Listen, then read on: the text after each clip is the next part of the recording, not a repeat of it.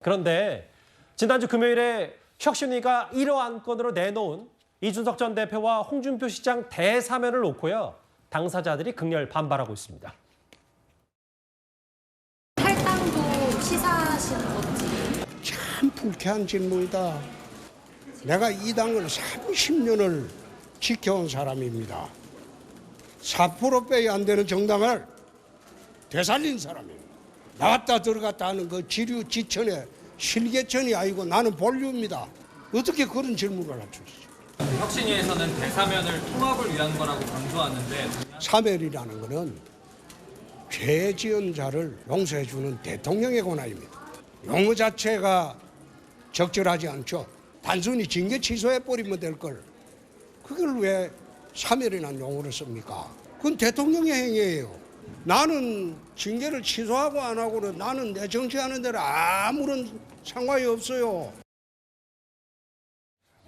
현장 취재 기자는 질문만 했을 뿐인데 기자들을 꾸짖고 홍 시장이 아니 뭐 이게 사면은 죄 지은 자를 용서해주는 대통령으로 하지 이게 무슨 당이 무슨 대통령이 있냐라고 하면서 상당히 불쾌했거든요. 뭐 오늘 박정하 대변인은 홍카콜라가 아니라 쉰카콜라라는 반응도 내놨는데 일단 어떻게 좀 보셨어요? 홍준표 시장의 저 말을. 글쎄요, 뭐 이것도 뭐 하나 일종의 사면인데 사면한다는데 싫다는 분은 저는 처음 보겠습니다. 왜 이렇게 강한 반응을 내보이죠? 좀 잘 이해가 되지 않습니다. 아예 징계할 때 이런 반응을 보였으면 모르겠습니다만은 굳이 사면하겠다는데 지금 이준석, 홍준표 두 분이 보이는 반응은 좀 과하다는 느낌이 있죠. 그럼 왜 그러냐 하면 본인들의 계획에 맞지 않다라는 저는 그런 측면도 있지 않을까 싶어요. 물론 이준석 전 대표는 본인은 아마 사면을 원치는 않을 겁니다. 왜냐하면 당으로부터 뭔가 탄압받는 인상을 줘서 뭔가 어떤 이 향후에 어떤 정책 행보를 하려고 하는 그런 그림을 그리고 있었을 텐데 지금 사면을 하는 바람에 그 그림이 상당히 헝클어졌다. 아마 그런 판단이 있을 수 있는 거고요. 또 하나는 홍준표 전 대표 사면 옛날에 징계 왜 했습니까? 본인은 그때 수련할 때 골프 쳐서 그때 그것 때문에 결국은 또 이 여러 가지 징계가 됐지 않습니까? 여전히 그건 잘하셨다는 이야기인가요? 참 홍준표 전 대표는 본인 스스로 잘못한 게 하나도 없어요. 지금까지. 사람이 다 잘했습니다. 본인은 다 딴 사람들이 잘못했고. 자, 그런데 그 수혜가 났는데 그 본인은 골프 쳐서 결국은 골프 치지도 못하고 왔는데 그거 하나 그때 본인은 죄송하다는 이야기 했지 않습니까? 그거에 대해서 본인은 여전히 잘했다는 이야기인가요? 참 저런 어떤 자신감은 어디서 나온지 모르겠지만 어쨌건 자꾸 이런 부분들을 뭐 국민의힘이 망했으면 좋겠다는 투로 또 이야기를 하던데 자기가 몸담고 있는 당이 총선에 패했으면 좋겠다고 하는 뭐 그런 상황들까지 지금 지어가고 있는 것인데 과연 국민들이 저걸 과연 불편하게 좀 보시지 않을까 저는 그런 생각이 듭니다. 근데 좀 더 근본적으로 보면 박원석 의원님이 좀 한번 분석해 주세요. 홍 시장이 사실은 본인 사면건이 논의되고 내용이 나온 뒤부터 상당히 SNS에 많은 글을 올려서 니들끼리 총선 다 잘해라. 혹은 논의 자체가 좀 창피하고 쪽팔린 거다. 혹은 듣도 보도 못한 사람들이 당원들이 이간질시키는 거다. 그러니까 본인 사면도 사면이지만 실제로 인양 혁신위가 어떻게 내년 총선을 이끌고 총선을 이길 수 있냐라는 근본적인 의문을 계속 제기하는 겁니까? 어떻게 받아들이세요? 인요한 혁신위에 대한 문제 제기라기보다도요. 김기현 지도부에 대한 문제 제기인 거죠. 그래서 지난번 강서 재보궐선거 직후부터 홍준표 시장은 김기현 대표가 물러나야 된다. 그리고 새로운 지도체제 하에서 새 출발을 해야 총선의 가능성이 있다. 이 입장을 일관되게 유지를 해왔는데 게다가 이분은 이제 본인 이름이 거론되기 시작하면 그 존재감을 더 발산하기 위해서 더 강하게, 더 세게 어쨌든 프레임을 만드는 분이잖아요. 사실은 이번에 이제 사면이라는 용어가 저는 꼭 적절치는 않은 것 같아요. 이게 이제 당원당규상, 국민의힘 당원당규상의 용어로는 징계 취소, 징계 철회인데 사면 이러면 죄를 사여주겠다. 이러니까 내가 무슨 죄냐 이런 당사자들의 반발이 있을 수 있는데 근데 이준석 전 대표가 그런 반발을 하는 거는 좀 납득되는 측면이 있어요. 근데 홍준표 시장은 앞서 우리 이현정 위원께서 말씀하셨지만 수해 골프 논란이 있었단 말이에요. 물론 그 이전에 당 상임고문직에서 해촉한 것 때문에 김기현 대표하고 감정이 안 좋았던 거는 맞아요. 그러나 이게 이제 잘잘못을 따지자면 어쨌든 본인도 원인 제공을 한 측면이 있고 그로 인해서 10개월 징계라는 게 좀 과하지 않느냐 뭐 이런 이제 비판은 있을 수 있습니다만 저렇게까지 이제 본인 신상과 관련된 문제에 대해서 이제 각을 세울 필요는 없는데 저렇게 각을 세우는 걸로 봤을 때 제가 보기에는 김기현 대표 체제를 물러나도록 해야겠다 이런 결심을 이 홍준표 시장이 나름대로 하신 게 아닌가. 그래서 그 연일 강공을 퍼붓는 게 아닌가 싶습니다. 근데 그 말씀은 그러니까 국민의힘도 생각을 많이 했을 거 아니에요. 이준석 전 대표만 사면하면 모양새가 좋지 않으니 정무적 판단으로 홍준표 전 시장도 같이 넣은 셈인데 오히려 더 발끈하는 쪽은 홍준표 전 시장인 게 국민의힘으로서 상당히 그래서 뭐 슌카콜라 얘기도 나오고 뭐 이런 거라고 파악하면 되는 거예요? 그러니까 지켜보는 이제 국민의힘 당원들이나 국민들도 잘 납득이 안 될 거예요. 지금 정작 사실은 이준석 전 대표 입장에서는 이유 있는 항변을 하고 있는데 예. 홍준표 시장까지 왜 저럴까? 본인이 골프를 안 쳤으면 모르는데 그게 억울한 징계도 아니었고. 근데 이제 홍준표 시장 특유의 예. 결국에는 이제 존재감 만들기, 존재감 발산하기가 아닌가 싶어요. 이현정 의원과 박원석 전 의원께 또 홍준표 시장이 방송 보고 또 SNS 올리시는 건 아닌지 모르겠어요. 대구시나 열심히 좀 챙기시죠. 관심 뭐 일단은 대사면에 대해서 발끈한 사람 또 있죠. 정작 그 국민의힘에서 가장 공을 들이고 있는 분이 바로 이준석 전 대표일 텐데 이준석 전 대표 오늘 한 라디오 방송에 출연해서 핵심은 이런 걸 겁니다. 이뇨한 혁신위원장은 지금 나와의 갈등에 별 중요한 인물이 아니다. 다시 한번 윤석열 대통령을 겨냥했습니다. 김병민 같은 사람은 저한테 사이비 평론가라 그랬고, 예? 그리고 당에서 보면 뭐 대변인이란 작자가 지금 뭐 하는 말이 뭐냐면 이준석을 내쫓아야지 3-4% 지지율이 오른다 이런 얘기 하고 있잖아요. 그럼 그 사람부터 정리하고 그다음에 자 우리가 성의를 보였으니까 얘기를 좀 해볼까 이렇게 하면은 거기는 본체가 문제예요. 내부 총질하는 당대표 내쫓았으니 참 잘됐다고 한 사람이 누굽니까? 저 윤석열 대통령과 비공개 대화에서 우크라이나 가는 거 상의했습니다. 대통령 관계자 뭐라 그랬습니까? 제가 뭐 친서를 달라 그랬다니 어때라니 실제 그런 일이 있지도 않아요. 그런데 이상한 소리 했잖아요. 아예 안 만나는 게 상책인 겁니다. 그런 식으로 사람 뒤통수를 치는 사람들한테 만나면은 무슨 뒤통수 칠지 모릅니다.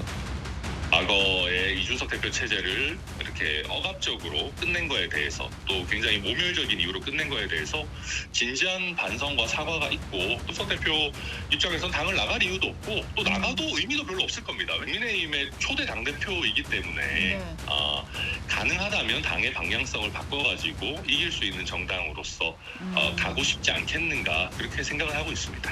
저는 대통령께서 직접 매듭을 푸셔야 된다고 생각합니다.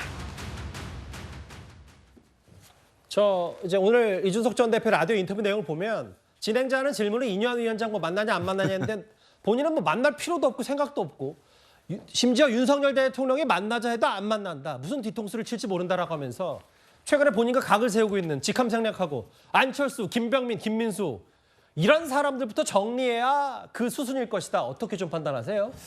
생각해 보십시오. 화해하자고 손을 내미는 사람하고 그 내미는 손을 계속 화를 내면서 뿌리치는 사람하고 이게 계속 반복되면 어떻게 여론이 흐를까요? 저는 그런 면에서 이번에 혁신위원회가 제1호 안건으로 이 징계 해제 안건을 올린 건 저는 정말 잘했다고 생각을 합니다. 이준석 대표, 유승민 전 의원에 대해서 우리 국민의힘 내에서 논란이 많이 있습니다. 또 일부 당원들은 정말 절대로 같이 해서 안 된다는 분들도 계시고 그럼에도 불구하고 내년 총선을 앞두고 수도권의 민심에 또 수도권의 중도층의 소구력이 있는 우리의 국민의힘의 변신을 보여주기 위해서는 그들과 같이 한다는 게 대다수의 공통된 의견입니다. 그런 맥락에서 혁신위원회에서 정말 고민 끝에 이준석 전 대표를 같이 끌어안기로 결정을 내린 거라고 생각합니다. 홍준표 시장은 뭐 별개의 논외로 치고요. 그러면 저는 이준석 대표가 정말 정치적으로 성숙한 내공이 있는 정치인이고 그리고 정말 바로 직전에 우리 당의 대표로서 우리 국민의힘이 잘 되기를 바라고 국민의힘에 대해서 정말 진정한 그 사랑의 정신이 있다고 한다면 애당심이 있다고 한다면 저렇게 이러저러 옛날 시시콜콜한 그 이야기 다 꺼내가지고 나한테 뭐 나가면 3-4% 오른다고 하지 않았니? 사이비 평론가라지 않니? 어떻게 했느니? 이런 말 하면서 그걸 뿌리치는 게 맞습니까? 아니면 큰 대승적 차원에서 그 결정을 받아들이면서 이제라도 우리가 당의 통합과 당의 화합을 위해서 같이 힘을 합치겠습니다라고 하는 게 옳습니까? 저는 그래서 이준석 대표가 아직도 제가 볼 때 정치적으로 어리다고 보는 거예요.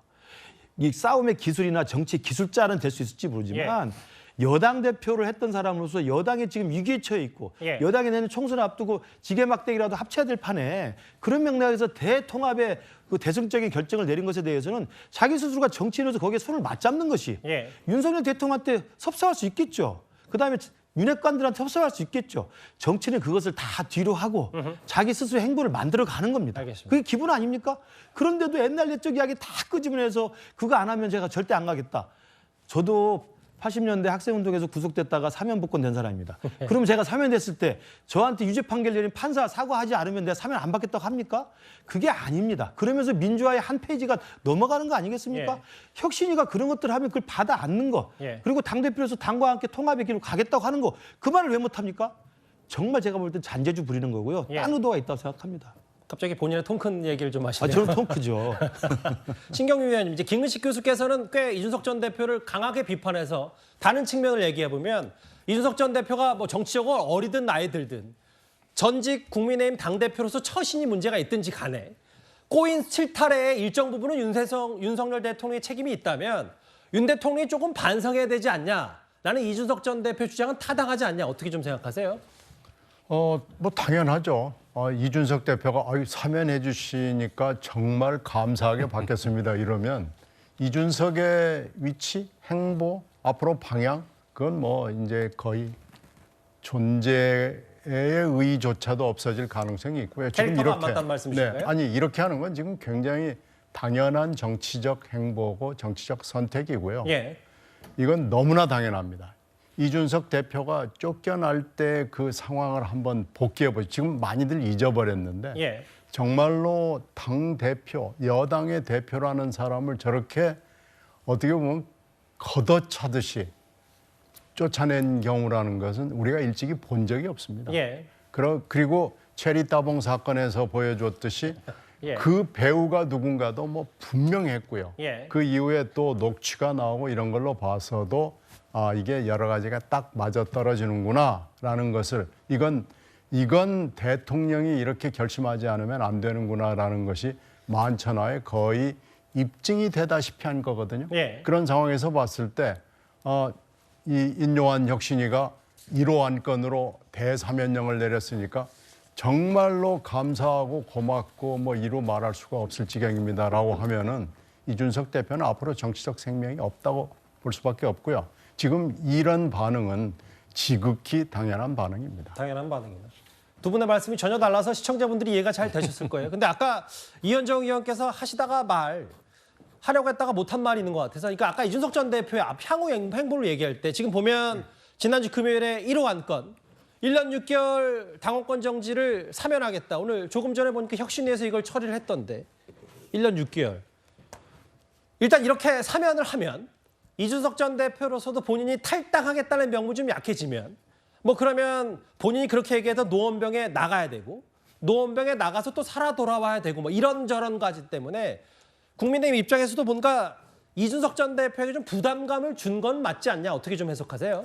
그렇죠. 그러니까 지금 예전에 이런 일이 있었습니다. 예전에 아마 그 김대중 대통령 그때 총재 시절에 김상현 돌아가신 의원이 계셨어요. 그 김상현 의원이 이제 서울 지역 서대문 쪽에 이제 출마하셨다가 공천이 안 돼서 떨어지고 이분이 이제 내가 진짜 물구나무 서서라도 국회에 가겠다 해서 저 광주에 내려가셔서 결국 국회의원 돼서 들어오셨습니다. 그러니까 물구나무 서서 들어오셨어요.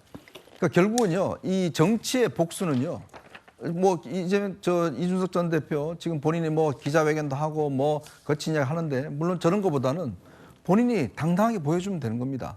본인이 국회의원 돼서 예. 당당하게 들어오면 그것만큼 최고의 복수는 없어요. 윤 대통령이나 아마 이 국민의힘에 대해서 나 이렇게 국민의 지지를 받아 들어왔다.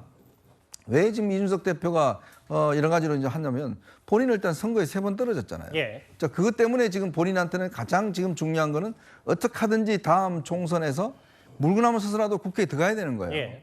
그거 하지 않으면 이런 이야기들 아무 소용 없어집니다. 그냥 예. 아까 김근식 교수도 이야기했지만 그냥 본인의 그냥 신세 한탄 정도밖에 여기지 않는 거예요. 정치적으로 성장하기 위해서는 결국은 국민의 지지를 받아서 국회에 들어가고 그 국회에서 본인의 어떤 활동을 돋보이게 해서 뭐 나중에 꿈을 이룰 수가 있는 거 아니겠습니까? 자, 거기에 집중하라 그러면 지금 이런 식으로 뭐 사면이 어쩌니 저쩌니 하는 것보다는 정말 본인이 국민들 총선은요 20대 30대만 지지해서 되는 거 아닙니다. 20대 30대 40대 50대 60대 다 지지해야 국회의원이 되는 거예요. 그러니까 국회의원이 어려운 겁니다. 쉬운 문제 아니에요. 본인은 뭐 강서구청 선거 자꾸 논평하고 하는데 본인 선거 한번 입증해 보이라고요. 그러니까 그러면 모든 문제가 다 끝납니다. 알겠습니다. 자, 그런 것들이 아마 앞으로 하기 위해서는 근데 이제 문제는 사면됐기 때문에 이게 뭐 신당 창당 이 무소속 출마가 좀 어려워지는 상황이니까 아마 본인 그것 때문에도 당혹스러워하는 것 같습니다. 알겠습니다. 첫 번째 주제 인요한 위원장 중심으로 이준석 전 대표에게 좀 해봤다면요. 그런데 국민의힘 안에서는 이준석 전 대표와 홍준표 시장 사면 감로들박 말고도 더 시끄러운 게 있습니다. 바로 다음 주제입니다.